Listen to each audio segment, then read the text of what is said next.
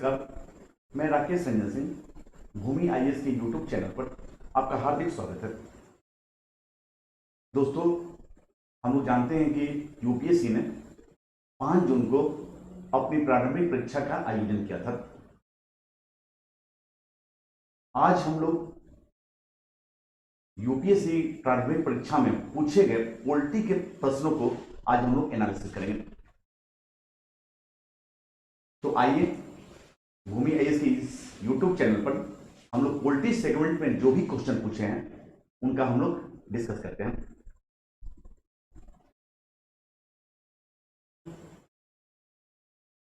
दोस्तों, हम लोग यूपीएससी के जो क्वेश्चन आए हुए हैं वो सेट नंबर ए हम लोग ले रहे हैं। Set number A, question set number A. Set number A में आपका पॉलिटी का जो सेगमेंट शुरू हो रहा है वह क्वेश्चन नंबर 11 है। क्वेश्चन नंबर 11 से हम लोग शुरू कर रहे हैं। तो आइए देखते हैं क्वेश्चन नंबर 11 क्या कहता है। क्वेश्चन कह रहा है कि कंसीडर द फॉलोइंग स्टेटमेंट्स। पहला स्टेटमेंट है, pursuant to the report of H N. Sanyal Committee the Contempt of Courts Act 1971 was passed. The constitutions of India empowers the Supreme Court and High Court to punish for contempt of themselves. The constitutions of India defines civil contempt and criminal contempt. In India, fourth statement है, in India the parliament is vested with the power to make law on contempt of court. मतलब कह रहा है कि 11 number question जो कह रहा है कि निम्नलिखित कथनों पर विचार करें। एच.एन. सन्याल समिति की रिपोर्ट के अनुसार न्यायालय की अवमानना अधिनियम 1971 पारित किया गया था। पहला स्टेटमेंट। दूसरा स्टेटमेंट है, भारत का संविधान उच्चतम न्यायालय और उच्च न्यायालय को अपनी अवमानना के लिए दंड देने की शक्ति प्रदान करता है। तीसरा स्टेटमेंट है, भारत का संविधान सिविल अवमानना और आपराधिक अवमानना को परिभाषित करता है।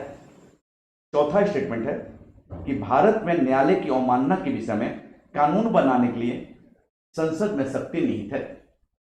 संसद में शक्ति निहित है। तो दोस्तों, ये तो क्वेश्चन हो गया। आगे कह रहा है कि which of the statement given above each are correct, यानी उपयुक्त कथनों में कौन सा सही है। तो देखो आप लोग, पहला जो ये स्टेटमेंट है, एच.एन. सन्याल समिति की रिपोर्ट के अनुसार न्यायालय की अवमानना अधिनियम 1971 पास हुआ था। ये बिल्कुल पहला स्टेटमेंट सही है। सन्याल साहब की रिपोर्ट के आधार पर ही संसद ने 1971 में न्यायालय की अवमानना अधिनियम 1971 पास किया था। ये पहला स्टेटमेंट सही है। फिर दूसरा स्टेटमेंट कह रहा है कि the constitutions of India empowers the Supreme Court and High Court to punish for contempt of court, contempt of themselves, यानी भारत का संविधान उच्चतम न्यायालय और उच्च न्यायालय को अपनी अवमानना के लिए दंड देने हेतु शक्ति प्रदान करता है। यह भी बिल्कुल स्टेटमेंट सही है। तीसरा स्टेटमेंट जो कह रहा है कि द भारत का संविधान सिविल अवमानना और आपराधिक अवमानना को परिभाषित करता है, यानी the constitutions of India defines civil contempt and criminal contempt. ये स्टेटमेंट गलत है। भारत का संविधान ठीक civil contempt and criminal contempt को डिफाइन नहीं करता है। कॉन्टेम्प्ट कितने प्रकार का होता है इसको हम भारत का संविधान डिफाइन नहीं करता है, बल्कि पार्लियामेंट ने 1971 में जो कॉन्टेम्प्ट ऑफ कोर्ट एक्ट यानी न्यायालय की अवमानना अधिनियम 1971 को जो पारित किया था, उसी में पार्लियामेंट ने कॉन्टेम्प्ट कितने प्रकार के होते हैं वह डिफाइन किया है। तो ये हमारा तीसरा स्टेटमेंट गलत है। चौथा स्टेटमेंट है, भारत में न्यायालय की अवमानना के विषय में कानून बनाने के लिए संसद में शक्ति नहीं है। ये चौथा स्टेटमेंट भी सही है। तो नेचुरल सी बात है, ये हमारा जो स्टेटमेंट जो है वह पहला statement, second statement and fourth statement सही है।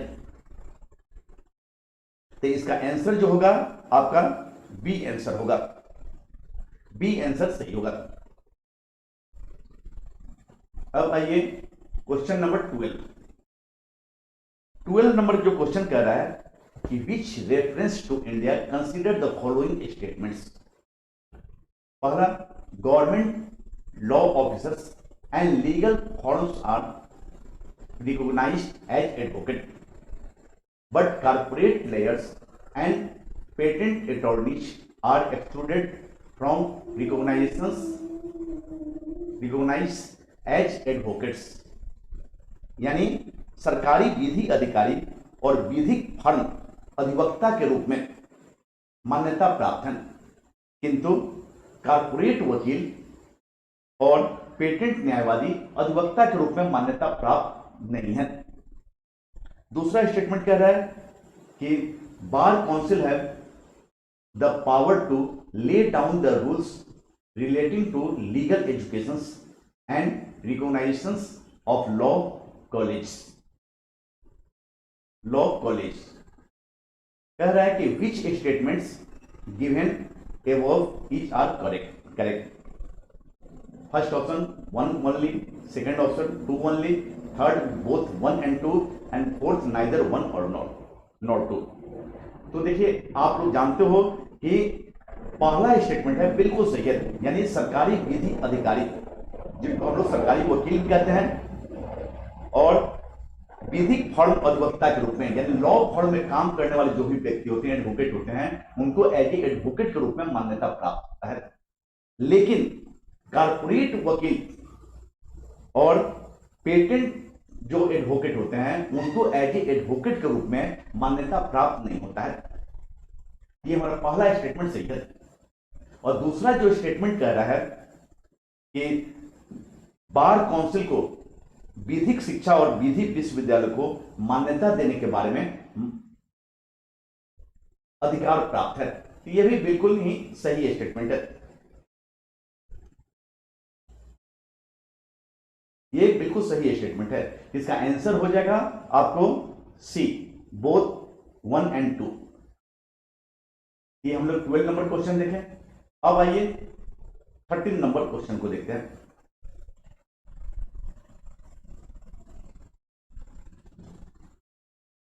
13 नंबर जो क्वेश्चन कह रहा है कि consider the following statements, A bill amending the constitution require a prior recommendation of the president of India. यानी किसी संविधान संशोधन विधेयक को भारत के राष्ट्रपति की पूर्व सिफारिश की अपेक्षा होती है। पहला स्टेटमेंट। दूसरा स्टेटमेंट कह रहा है कि when a constitution amendment bill is presented to the President of India, it is obligatory for the President of India to give his/her assent।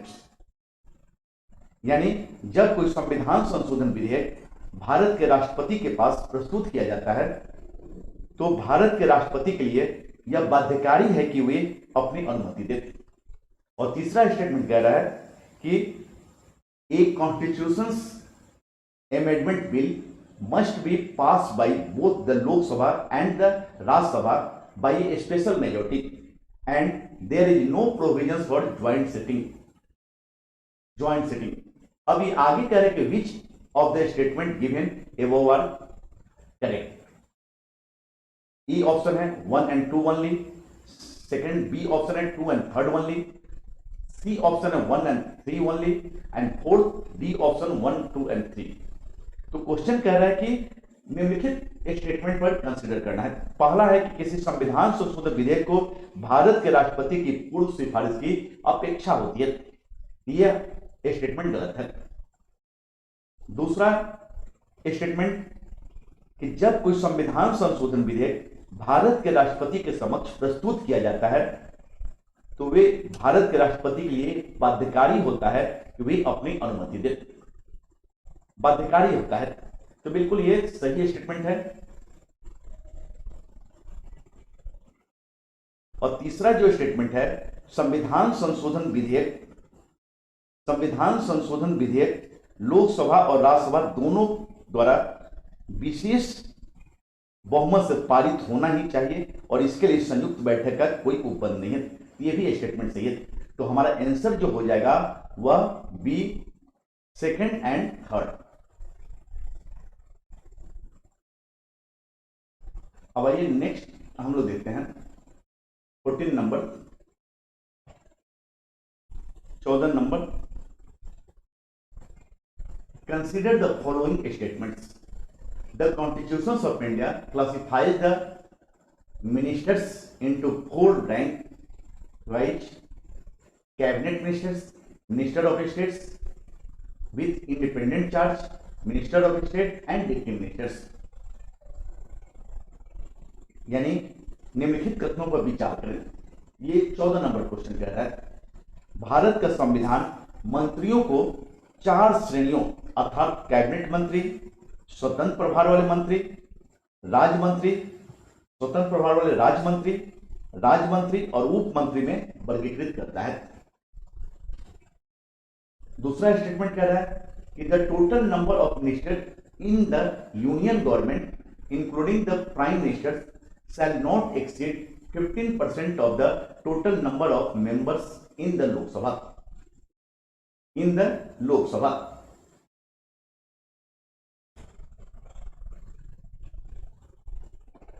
तो अब ये कह रहे हैं कि which of the statement given above is are correct. केवल 1, केवल 2, B में केवल 2 ओनली 2, सी में बोथ 1 and 2 और डी नाइदर 1 नॉट 2। तो देखिए स्टेटमेंट, पहला जो स्टेटमेंट है कि भारत का संविधान मंत्रियों को 4 श्रेणियों में विभाजित करता है, यह बिल्कुल गलत स्टेटमेंट है, क्योंकि भारत का संविधान टाइप ऑफ मिनिस्टर्स के बारे में कोई चर्चा नहीं करता है। आर्टिकल 74 केवल कहता है कि राष्ट्रपति को सहायता एवं सलाह देने के लिए एक काउंसिल ऑफ मिनिस्टर्स होंगे और इस काउंसिल ऑफ मिनिस्टर की अध्यक्षता चेयरशिप प्राइम मिनिस्टर करेगा। तो यहां पर आर्टिकल 74 में आपको केवल काउंसिल ऑफ मिनिस्टर्स की बात की गई है, type of council of ministers की बात नहीं की गई है। तो भारत का संविधान type of council of minister की चर्चा नहीं करता है, वह केवल काउंसिल ऑफ मिनिस्टर्स के बारे, काउंसिल ऑफ मिनिस्टर्स के विषय में बात करता है। Type of council of minister की चर्चा हमारा संविधान नहीं करता है। हाँ, ये व्यवहारिक स्तर पर, व्यवहारिक तौर पर चूंकि काउंसिल ऑफ मिनिस्टर का फॉर्मेशन करने का अधिकार प्राइम मिनिस्टर का होता है, ये प्राइम मिनिस्टर का अपना प्रिविलेज होता है। सेंटर के लेवल पर प्राइम मिनिस्टर और स्टेट के लेवल पर चीफ मिनिस्टर का ये अपना प्रिविलेज होता है और उनकी इस प्रिविलेज को किसी भी व्यक्ति के द्वारा किसी भी कोर्ट में कॉन्डेम नहीं किया जा सकता है, चुनौती नहीं दी जा सकती है। तो व्यवहारिक स्तर पर अपने कैबिनेट के फॉर्मेशन को लेकर प्राइम मिनिस्टर जो 4 प्रकार के मंत्रियों को नियुक्त करते हैं, अपॉइंटमेंट करते हैं व्यवहारिक स्तर पर, लेकिन संविधान में इनके बारे में कोई चर्चा नहीं किया गया। तो हमारा पहला स्टेटमेंट गलत है। दूसरा जो स्टेटमेंट है, total number of the minister in the union government, यानी union government including the prime ministers shall not exceed 15% of the total number of member in the Lok Sabha. तो ये बिल्कुल सही स्टेटमेंट है। यह आपको अमेंडमेंट बिल आया था 93rd कॉन्स्टिट्यूशनल अमेंडमेंट बिल आपको 2003 के माध्यम से, 93वें संविधान संशोधन विधेयक 2003 के माध्यम से संसद ने संविधान में संशोधन करते हुए यह प्रावधान किया कि टोटल मंत्री परिषद के आकार को उन्होंने फिक्स कर दिया, यानी काउंसिल ऑफ मिनिस्टर के साइज को इस कॉन्स्टिट्यूशनल अमेंडमेंट एक्ट के माध्यम से फिक्स कर दिया गया और यह साइज किसी भी स्थिति में लोकसभा, सेंटर के लेवल पर लोकसभा और राज्य के लेवल पर अगर बात किया जाए स्टेट के लिए, तो वहां पर विधानसभा की कुल स्ट्रेंथ के 15% से ज्यादा नहीं होनी चाहिए। उसमें प्राइम मिनिस्टर और स्टेट के लेवल पर चीफ मिनिस्टर इंक्लूडेड होते हैं, यानी प्रधानमंत्री और मुख्यमंत्री शामिल होते हैं। तो हमारा केवल और केवल दूसरा स्टेटमेंट जो है वह करेक्ट है। तो आंसर क्या हो जाएगा? बी 2। अब आइए नेक्स्ट क्वेश्चन 15 नंबर, 15 नंबर,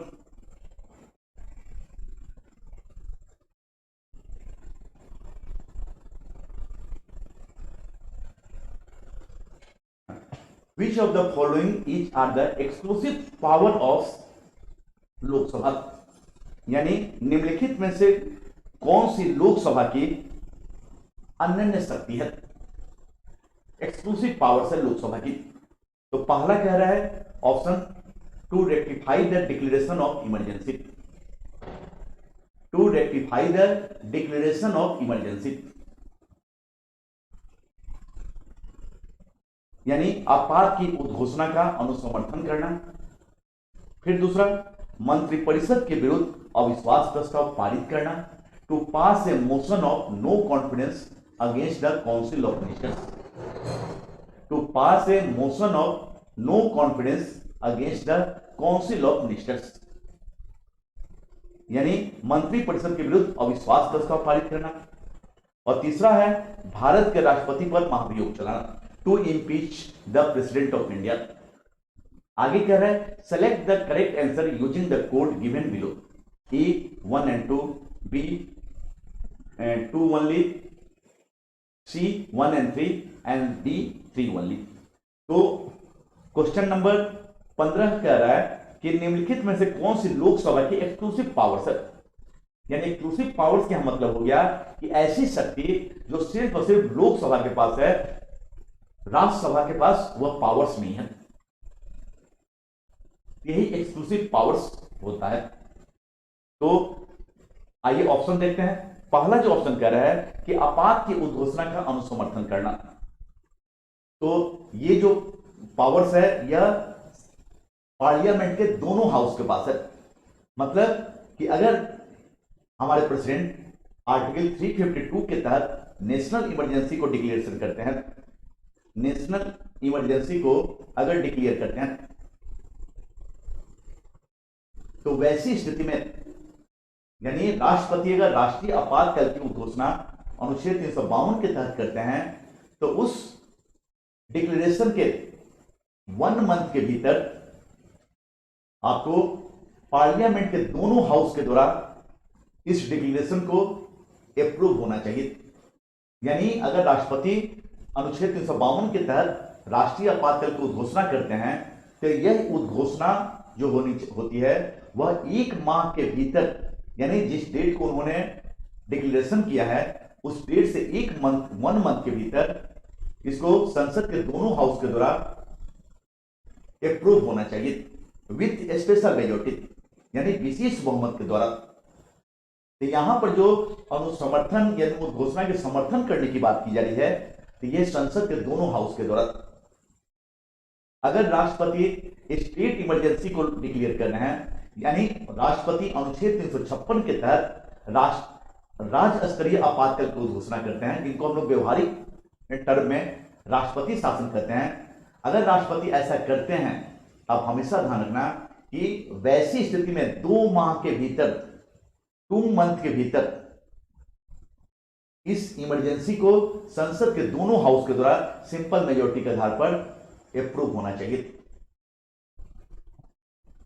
और राष्ट्रपति अगर फाइनेंशियल इमरजेंसी अनुच्छेद 360 के तहत डिक्लेयर करते हैं, तो वह भी संसद के पार्लियामेंट के दोनों हाउस के द्वारा अप्रूव होना चाहिए। तो ये हम देख रहे हैं कि यह लोकसभा की एक्सक्लूसिव पावर्स रही, यह पार्लियामेंट के दोनों हाउस की पावर्स है। हमारा पहला ऑप्शन सही नहीं है। दूसरा कहते हैं to pass a motion of no confidence against the council of minister, ये बिल्कुल सही है, क्योंकि काउंसिल ऑफ मिनिस्टर के खिलाफ नो कॉन्फिडेंस मोशन को पास करना, अप्रूव करना, यह केवल लोकसभा का अधिकार है, प्रिविलेज। यानी नो कॉन्फिडेंस मोशन जो है वह सिर्फ और सिर्फ लोकसभा में इंट्रोड्यूस की जाती है, यह राज्यसभा में इंट्रोड्यूस नहीं होता है। और नो कॉन्फिडेंस मोशन जो है वह संविधान के किसी भी प्रोसीजर्स में, संविधान में कहीं भी वर्णन नहीं किया गया, बल्कि यह पार्लियामेंट्री प्रोसीजर के तहत नो कॉन्फिडेंस मोशन का प्रावधान किया गया। पार्लियामेंट्री प्रोसीजर के तहत, यानी पार्लियामेंट्री सिस्टम के तहत इस चीज का प्रावधान किया गया। और इसी नो कॉन्फिडेंस मोशन के माध्यम से लेजिस्लेटिव जो होती है वह काउंसिल ऑफ मिनिस्टर को अपने प्रति रिस्पॉन्सिबल बनाए रखने के लिए बाध्य करती है। अगर एक्सिक्यूटिव यानी काउंसिल ऑफ मिनिस्टर्स लेजिस्लेटिव के प्रति, लेजिस्लेटिव का मतलब यहां पर लोकसभा के प्रति अगर अपनी रिस्पॉन्सिबिलिटीज को फुलफिल नहीं करती है, तो वैसी स्थिति में लेजिस्लेटिव नो कॉन्फिडेंस मोशन लाकर सरकार को कभी भी रिजाइन करने के लिए बाध्य कर सकती है। और यह आर्टिकल 75 के थर्ड में, आर्टिकल 75 थर्ड में कहा भी गया है कॉन्स्टिट्यूशन में मेंशन भी है कि the council of minister is collective responsible to Lok Sabha, यानी अनुच्छेद 75 में कहा भी गया है कि मंत्रिपरिषद लोकसभा के प्रति सामूहिक रूप से उत्तरदायी होती है। ठीक, और इस उत्तरदायित्व को फुलफिल कराने के लिए विधायिका जो है यानी लोकसभा जो है नो कॉन्फिडेंस मोशन लेकर आती है, और नो कॉन्फिडेंस मोशन सिर्फ और सिर्फ लोकसभा में इंट्रोड्यूस किया जाता है। तो ये आंसर ये बिल्कुल सही है।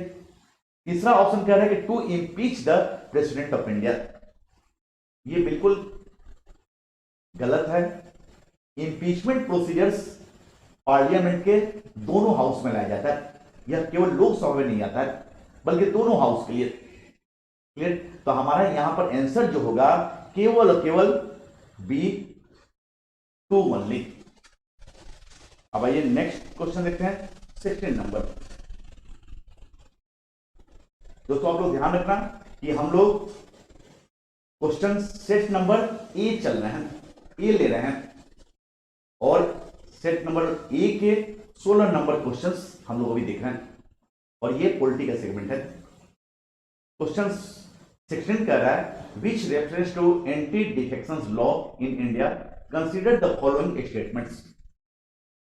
पहला, the law specifies that a nominated legislator cannot join any political party within 6 months of being appointed to the house, यानी पहला कह रहा है यह भारत में दल बदल कानून के संदर्भ में निम्नलिखित कथनों पर विचार करें। 16 नंबर क्वेश्चन क्या कर रहा है, which reference to anti defection law in India consider the following statement, यानी दल बदल कानून के संदर्भ में निम्नलिखित कथनों पर विचार करना है।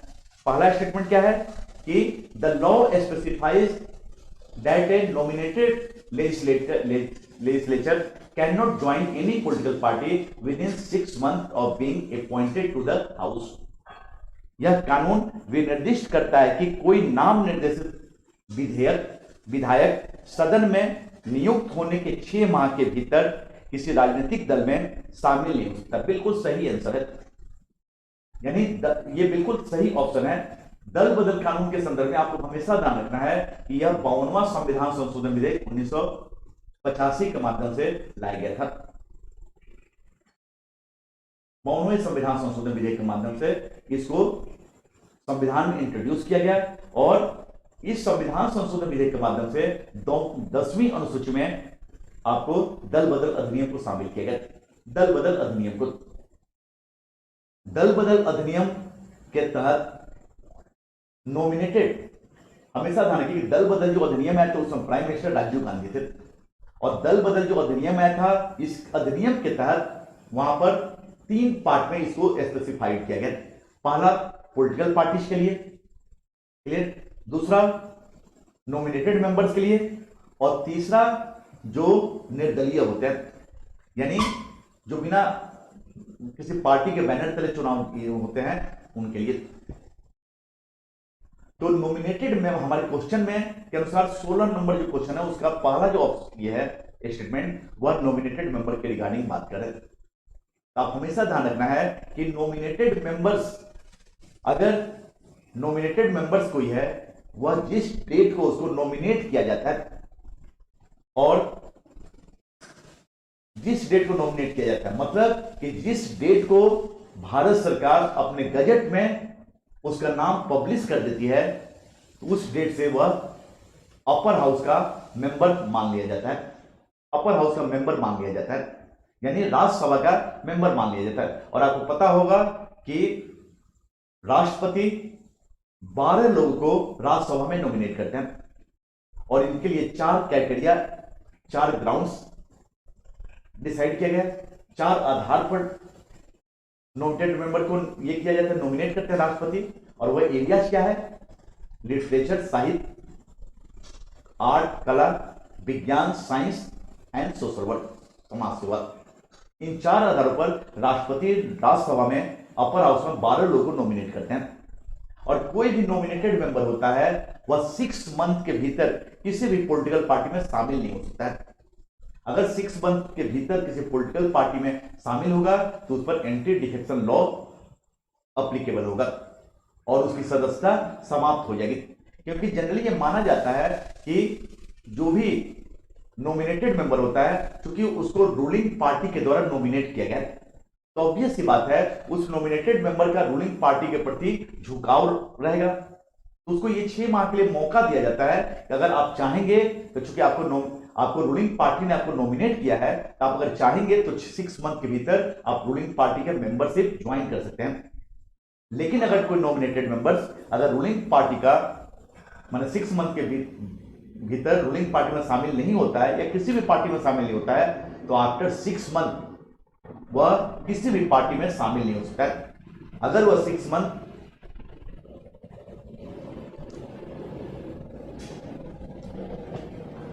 6 मंथ के बाद, यानी कहने का मतलब हो गया कि 6 मंथ के भीतर वह किसी भी पॉलिटिकल पार्टी में शामिल नहीं हो सकता है।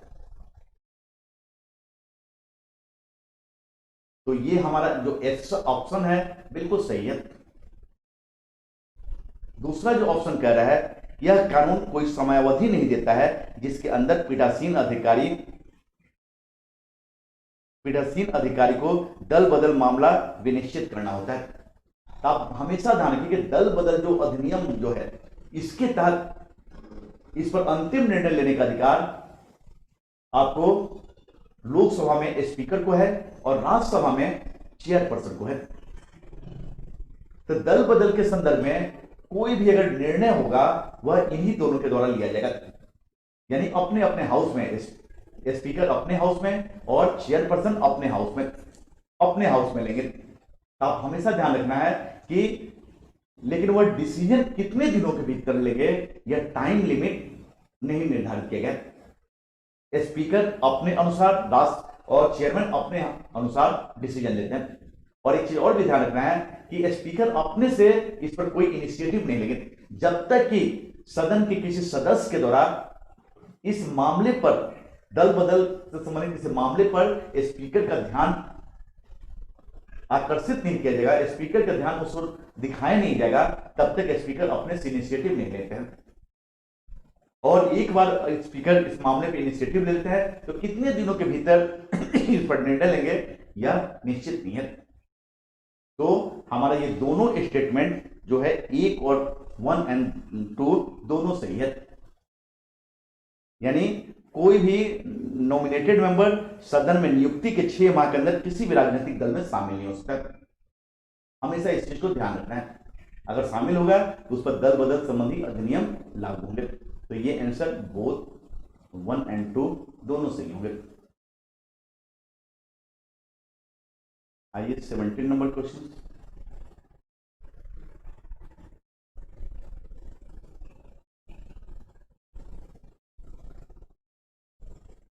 नंबर क्वेश्चन जो कह रहा है, कंसीडर द फॉलोइंग स्टेटमेंट्स। पहला, attorney general of India and solicitor general of India are the only officers of the government who are allowed to participate in the meeting of the Parliament of India. Meeting of the Parliament of India. यानी 17 number question कह रहा है कि निम्नलिखित कथनों पर विचार करें। भारत का महान्यायवादी, पहला स्टेटमेंट है, भारत का महान्यायवादी और भारत का सॉलिसिटर जनरल ही सरकार के एकमात्र अधिकारी हैं जिन्हें भारत की संसद की बैठकों में भाग लेने की अनुमति है। तो देखिए ये स्टेटमेंट गलत है। अटॉर्नी जनरल ऑफ इंडिया का जो वर्णन किया गया संविधान में, यह कॉन्स्टिट्यूशनल पोस्ट है, संवैधानिक पद है। इसका वर्णन आर्टिकल 76 में किया गया। और attorney general of India Bharat का first law officer of India होता है, भारत सरकार का प्रथम विधि अधिकारी होता है। और इस नाते भारत सरकार का प्रथम विधि अधिकारी होने के नाते वह लीगल मैटर पर भारत सरकार को एडवाइस देता है, भारत सरकार को सलाह देता है। और साथ ही साथ वह सुप्रीम कोर्ट में भारत सरकार की तरफ से, भारत सरकार की तरफ से उनके केसेस की पैरवी करता है, मुकदमा लड़ता है। और इसकी सबसे बड़ी खासियत यह है, चूंकि यह भारत सरकार का फर्स्ट लॉ ऑफिसर होता है, इस कारण वह पार्लियामेंट के किसी भी हाउस में वह आम मेंबर की भांति बैठ सकता है, अपने आइडिया से, यानी वह लोकसभा या राज्यसभा किसी भी हाउस में भाषण दे सकता है, अपने आइडिया से अपने सांसदों को अवगत करा सकता है। ठीक, यानी सारी लेजिस्लेटिव जो प्रोसीडर्स है उसमें वो भाग ले सकता है, समस्त विधायी प्रक्रिया में वो भाग ले सकता है, सिवाय वोटिंग को छोड़कर। वह वोट नहीं कर सकता है, बाकी सारी विधायी प्रक्रिया में भाग ले सकता है। अगर सॉलिसिटर जनरल की बात करें तो सॉलिसिटर जनरल, आप हमेशा ध्यान रखना कि यह एक संवैधानिक पद नहीं है, यह एक विधिक पद है। विधिक पद है मतलब कि इसका कानून के माध्यम बनाकर संसद द्वारा एक विधेयक पारित करके सॉलिसिटर जनरल का प्रावधान किया गया, विधिक पद है। और सॉलिसिटर जनरल की इसलिए इस पद का क्रिएट किया गया, गठन किया गया कि अटॉर्नी जनरल को सहायता किया जा सके। अटॉर्नी जनरल के कामों में हेल्प करने के लिए ही सॉलिसिटर जनरल का अपॉइंटमेंट किया जाता है, और यह भी भारत सरकार को लीगल मैटर पर सलाह देता है। और अगर अटॉर्नी जनरल दूसरे कामों में व्यस्त है, यानी तो वैसी स्थिति में यह भारत सरकार की तरफ से सुप्रीम कोर्ट में उनके मुकदमों की पैरवी करता है। लेकिन देखिए, यह भी एकदम हमेशा ध्यान रखिएगा, attorney general of India Bharat सरकार का फर्स्ट लॉ ऑफिसर होता है, भारत सरकार का प्रथम विधि अधिकारी होता है। लेकिन सॉलिसिटर जनरल की अगर बात की जाए तो ये भारत सरकार के भी द्वितीय विधि अधिकारी कहलाते हैं, ये solicitor general of India. Solicitor general of India Bharat सरकार का द्वितीय विधि अधिकारी कहलाता है। लेकिन सॉलिसिटर जनरल अटॉर्नी जनरल की भांति वह पार्लियामेंट के किसी भी हाउस में नहीं पार्टिसिपेट कर सकता है। पार्लियामेंट के किसी भी हाउस में न तो बैठ सकता है, न ही लेजिस्लेटिव प्रोसीड्यूर्स में भाग ले सकता है, विधायी प्रक्रिया में भाग ले सकता है। यह अधिकार केवल और केवल अटॉर्नी जनरल को प्राप्त है। हमारा पहला स्टेटमेंट आपको गलत है। फिर दूसरा जो स्टेटमेंट कह रहा है कि according to the constitution of India the attorney general of India submits his resignations when the government which appointed he resigns। यानी भारत के संविधान के अनुसार भारत का महान्यायवादी अपना त्याग पत्र दे देता है जब वह सरकार जिसने उसको नियुक्त किया था इस्तीफा देता है। तो देखिए, ये संविधान में वर्णन नहीं है, हमेशा आप लोग ध्यान रखना। एक्चुअली अटॉर्नी जनरल का जो पद होता है, आप हमेशा एक चीज को ध्यान रखना है कि यह जो पद होता है, ठीक, यह एक तरह से राजनीतिक पद होता है। जनरली व्यवहारिक तौर पर यह होता है कि जब भी केंद्र में नई सरकार आती है, केंद्र में सेंटर में नई गवर्नमेंट का फॉर्मेशन होता है, तो पुरानी सरकार द्वारा जो अपॉइंटेड जो अटॉर्नी जनरल होते हैं जनरली व्यवहारिक तौर पर इस्तीफा दे देते हैं, और उसके बाद सेंट्रल गवर्नमेंट जो नई जो केंद्र में सरकार का गठन हुआ है, वह केंद्र सरकार अपनी आइडियोलॉजी से प्रभावित किसी सीनियर मोस्ट एडवोकेट को वह अटॉर्नी जनरल के पोस्ट पर क्रिएट करती है। यह व्यवहारिक तौर पर होता है। कॉन्स्टिट्यूशन में इसके संदर्भ में कोई ये ऐसी बात नहीं कही गई है।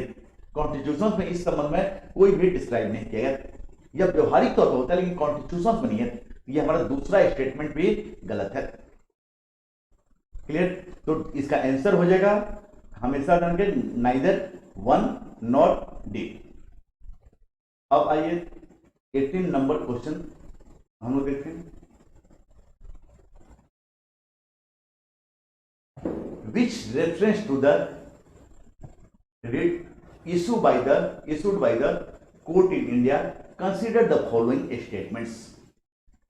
यानी भारत के न्यायालयों द्वारा जारी रिटों के संदर्भ में निम्नलिखित कथनों पर विचार करें। पहला स्टेटमेंट कह रहा है कि mandamus will not be lie against a private organisation unless it is interested with a public duty. किसी प्राइवेट संगठन के विरुद्ध जब तक कि उसको कोई सार्वजनिक कार्य नहीं सौंपा गया हो, परमादेश नहीं होगा। मैंडेमस, आप लोग जानते हो कि रिट जारी करने का अधिकार सुप्रीम कोर्ट को और हाई कोर्ट को है। सुप्रीम कोर्ट आर्टिकल 32 के तहत और हाई कोर्ट आर्टिकल 226 के तहत 226 के तहत रिट जारी करती है। जनरली सुप्रीम कोर्ट आर्टिकल 32 के तहत, आर्टिकल 32 अपने आप में एक फंडामेंटल राइट्स है, अपने आप में फंडामेंटल राइट्स है। और यह राइट जो है सुप्रीम कोर्ट का जो है, इसके तहत जब भी अगर फंडामेंटल राइट्स का वायलेशन होता है तो सुप्रीम कोर्ट आर्टिकल 32 के तहत 5 प्रकार के रिटों को जारी करती है। और इसी आधार पर, चूंकि इसके माध्यम से अगर कोई हमारे फंडामेंटल राइट्स का हमारा वायलेशन होता है किसी व्यक्ति के द्वारा या किसी ग्रुप ऑफ व्यक्ति के द्वारा, मतलब किसी इंडिविजुअल पर्सन के द्वारा या ग्रुप ऑफ पीपुल्स के द्वारा या गवर्नमेंट के द्वारा या कोई भी इंस्टीट्यूशन के द्वारा हमारे फंडामेंटल राइट्स का वायलेशन किया जाता है या हमारे फंडामेंटल राइट्स को छीना जा रहा है, तो वैसी स्थिति में सुप्रीम कोर्ट आर्टिकल 32 के तहत हमें जस्टिस देते हुए इन 5 में से कोई भी रिट जारी कर सकती है। इसी आधार पर डॉक्टर अंबेडकर ने आर्टिकल 32 को soul and heart of the our constitution कहा था, संविधान के हृदय और आत्मा कहा था। और वही सेम चीज आर्टिकल 226 के तहत है। आर्टिकल 226 के तहत जो रिट जारी किया जाता है वह हाई कोर्ट के द्वारा जारी किया जाता है। तो देखिए यहीं पर अंतर क्या हो जाता है कि आर्टिकल 32 अपने आप में एक फंडामेंटल राइट्स है, जबकि आर्टिकल 226 फंडामेंटल राइट्स नहीं है। आर्टिकल 32 सुप्रीम कोर्ट के द्वारा जारी किया जाता है और आर्टिकल 226 हाई कोर्ट के द्वारा। आर्टिकल 32 के तहत सुप्रीम कोर्ट सिर्फ फंडामेंटल राइट्स के वायलेशन की स्थिति में आपको ये 5 प्रकार की रिटों को जारी करती है, जबकि हाई कोर्ट फंडामेंटल राइट्स के अतिरिक्त अन्य प्रकार की कोई भी अगर रिट होता है, उस अन्य प्रकार की कोई भी अगर केसेज हो तो उनके संदर्भ में भी वह रिट जारी कर सकती है। ये हमने सिंपल रिट के बारे में आपसे डिस्कस किया।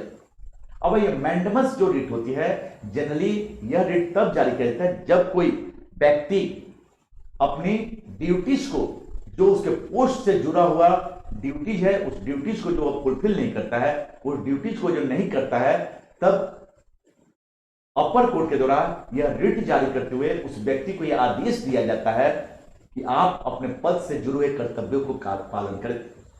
देखिए, आप हमेशा जानेंगे रिट का मतलब हो जाता है ऑर्डर, आदेश जारी करना।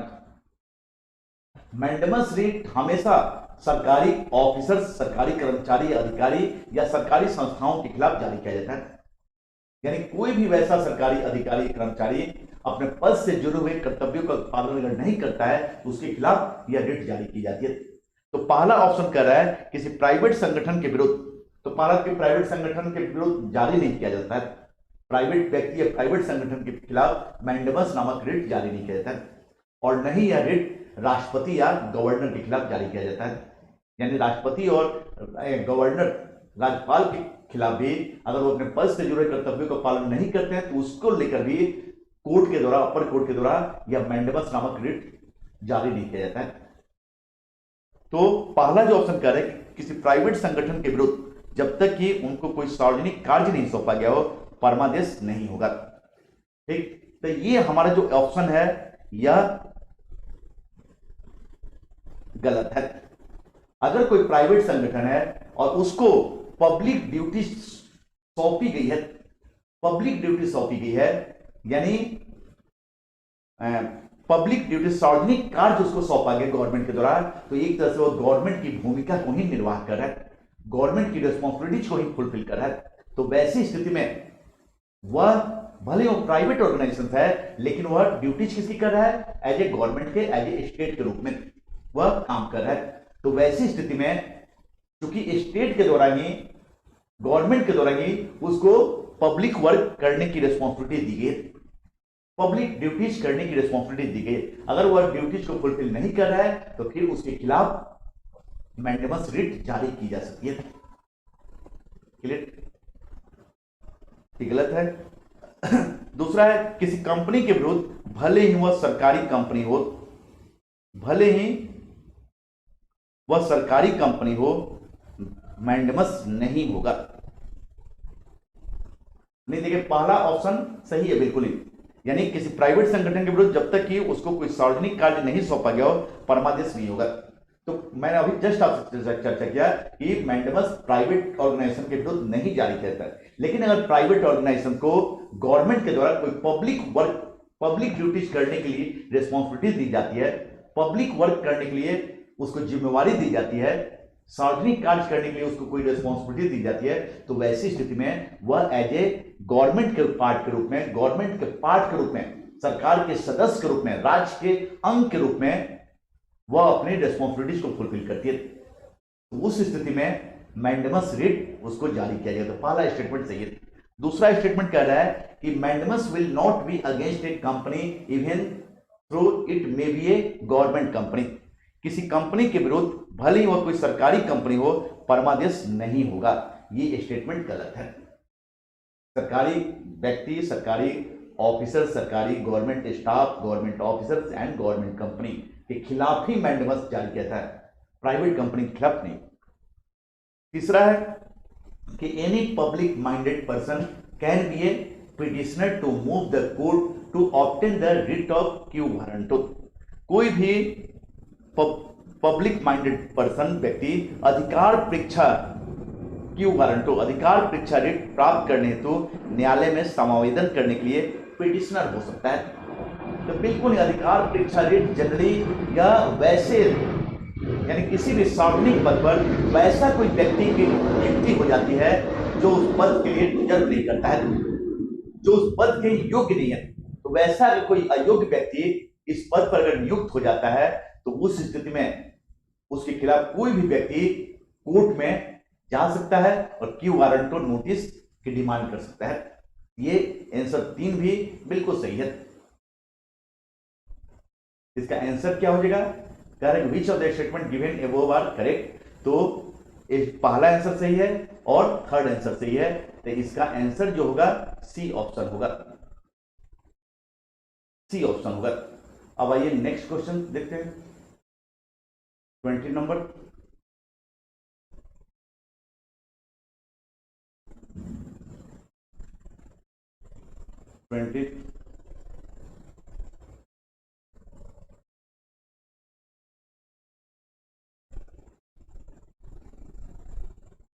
लोक which reference to deputy speaker of Lok Sabha consider the following statement.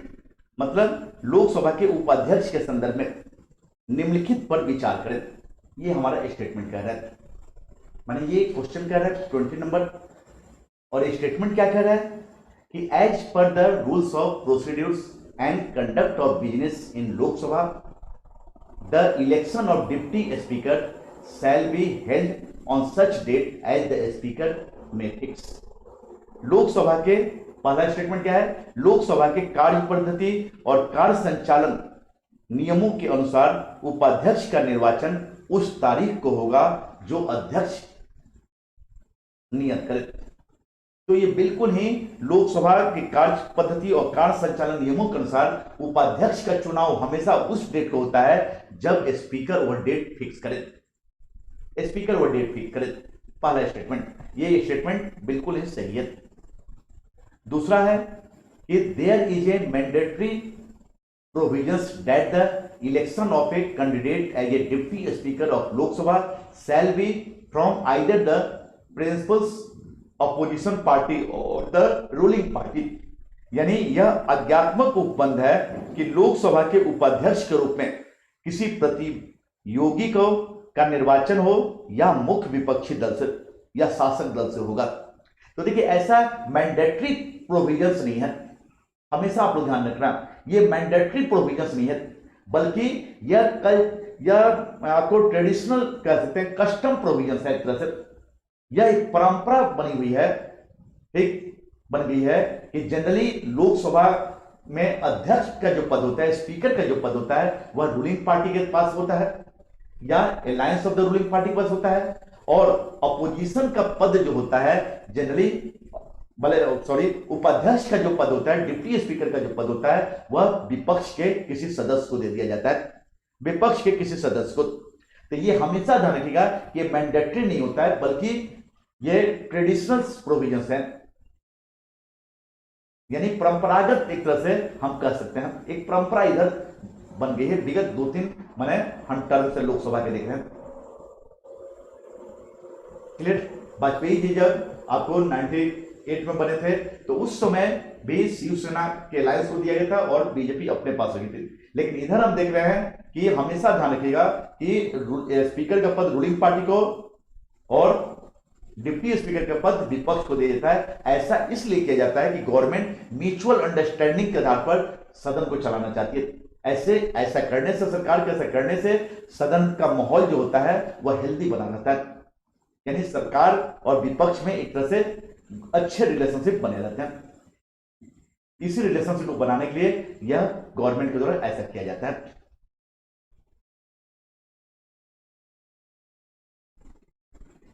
अब तीसरा ये option statement, the deputy speaker has the same power as of the speaker when presiding over the sitting of the house and no appeal lies against his ruling. सदन की बैठक की अध्यक्षता करते समय उपाध्यक्ष की शक्ति वैसी ही होती है जैसा कि अध्यक्ष की होती है और उनके निर्णयों के विरुद्ध कोई अपील नहीं की जा सकती है। यह बिल्कुल ही सही स्टेटमेंट है। जब भी deputy speaker as a speaker के रूप में प्रिजाइडिंग करता है, यानी सदन की बैठक की अध्यक्षता करता है, तो वह स्पीकर की समस्त पावर को यूज करता है, सारे अधिकार और शक्तियों का वह प्रयोग करता है। यह तीसरा स्टेटमेंट भी सही है। चौथा जो स्टेटमेंट है कि there will be established parliamentary practice regarding the appointment of deputy speaker is that the motion is moved by the speaker and duly seconded by the prime minister। उपाध्यक्ष की नियुक्ति के बारे में तो स्थापित संसदीय पद्धति यह है, यानी संसदीय परंपरा यह है कि प्रस्ताव अध्यक्ष के द्वारा रखा जाता है और प्रधानमंत्री द्वारा इसका विधिवत समर्थन किया जाता है। अब ये कह रहा है कि इसमें से कौन, which of the statement given above are correct. ये चौथा जो स्टेटमेंट है यह बिल्कुल ही गलत स्टेटमेंट है। तो हमारा जो आंसर जो हो जाएगा फर्स्ट और थर्ड। तो ऑप्शन क्या हो गया, फर्स्ट एंड थर्ड। तो हमारा ऑप्शन ई ऑप्शन होगा। ये 20 नंबर क्वेश्चन हो गया। अब आइए 21 नंबर देखते हैं। अब 51 नंबर क्वेश्चंस, 51 यानी क्वेश्चन सेट नंबर 1 के 51 नंबर क्वेश्चंस। जस्ट मैं इसको हिंदी में भी निकाल लूं।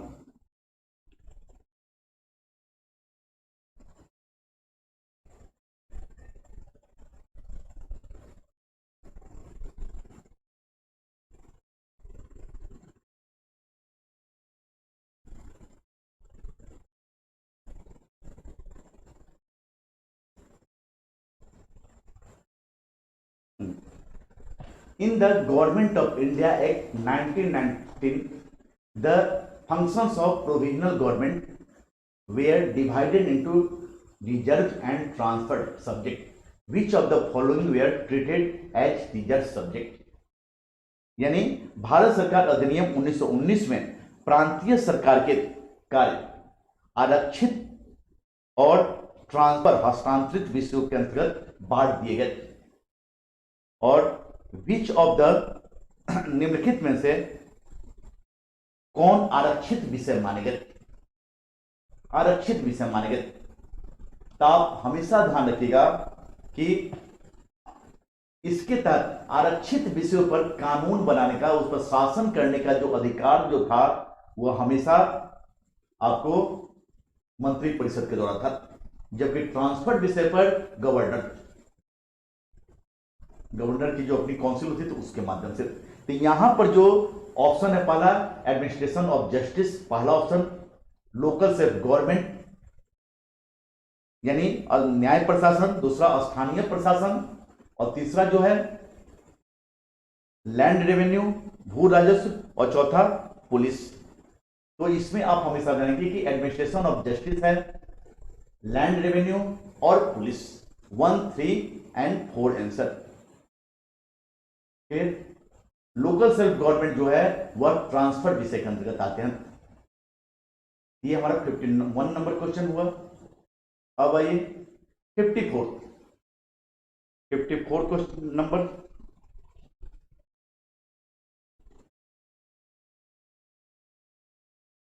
फिफ्टी फोर नंबर क्वेश्चन जो हो गया, कि which reference to the proposals of Cripps mission consider the following statements. पहला, यानी क्रिप्स मिशन के प्रस्तावों के संदर्भ में निम्नलिखित कथनों पर विचार कीजिए। The constituent assembly would have members nominated by the provincial assemblies as well as the princely states। यानी क्रिप्स मिशन के प्रस्ताव के संदर्भ में निम्नलिखित कथनों पर विचार करना है। संविधान सभा में प्रांतीय विधानसभाओं और साथ ही भारतीय रियासतों द्वारा नामित सदस्य होंगे। संविधान सभा में प्रांतीय विधानसभाओं और साथ ही भारतीय रियासतों द्वारा नामित सदस्य होंगे। तो ये गलत स्टेटमेंट है। और दूसरा, any province which is not prepared to accept the new constitutions would have the right to sign a separate agreement and written regarding it future status. Which of the statement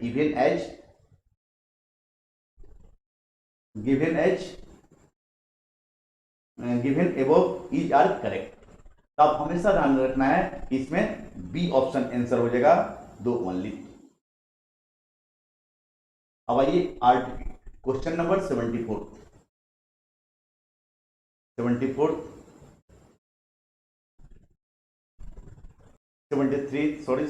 है question number 73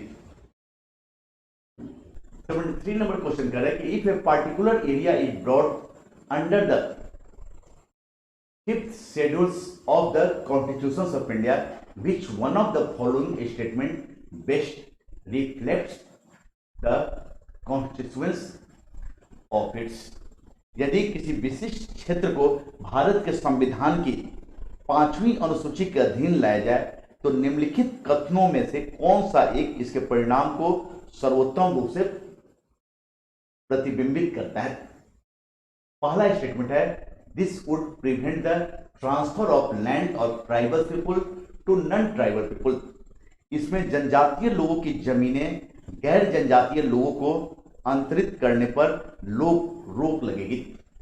यानी किसी ऐसे area को जो 5th schedule में शामिल कर देगा तो उसके बारे में क्या परिणाम होंगे। तो पहला ऑप्शन कह रहा है कि इसमें जनजातीय लोगों की जमीनें गैर जनजातीय लोगों को अंतरित करने पर रोक लगेगी। क्लियर। दूसरा, इससे उस क्षेत्र में एक स्थानीय स्वशासी निकाय का सृजन होगा। This would create a local self governing body in this area. तीसरा ऑप्शन कह रहा है कि this would convert that area into A union territories. इससे इस क्षेत्र संघ राज्य क्षेत्र में बदल जाएगा। और डी जो कह रहा है कि this state having such areas would be A declare A special category states. तो इसमें आंसर जो होगा आप हमेशा ध्यान रखिए कि बी आंसर होगा, this would create a local self governing body in that area. तो दोस्तों ये हमारे पॉलिटी सेगमेंट के अंतर्गत सेट ए के अंतर्गत इतने प्रश्न थे जिसका हम लोगों ने एनालिसिस किया। और आप लोग जानते होंगे कि भूमि आईएएस ग्रुप हर सेगमेंट का अलग अलग एक्सपर्ट के माध्यम से एनालिसिस अपने इस YouTube चैनल पर करते रहा है। तो आप हमारे चैनल के साथ जुड़े रहिए और नेक्स्ट सेगमेंट के साथ हमारे साथ आप जुड़े। धन्यवाद।